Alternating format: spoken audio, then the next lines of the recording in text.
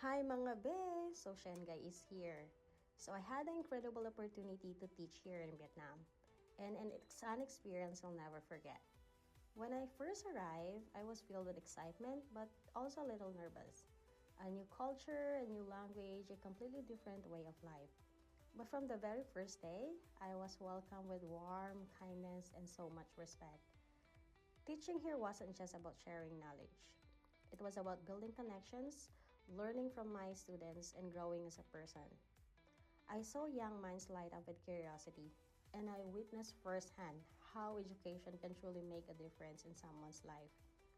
The laughter in the classrooms, the challenge of adapting to new teaching styles, and the beauty of seeing students grow, all of it made this journey incredibly meaningful. Beyond the classroom, Vietnam taught me to slow down, to embrace simplicity, and to appreciate the little things, from the aroma of the street food to the peaceful rhythm of everyday life.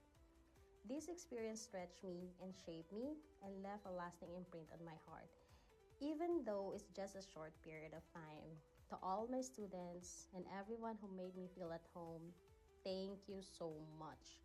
Vietnam, you've given me memories I'll cherish forever.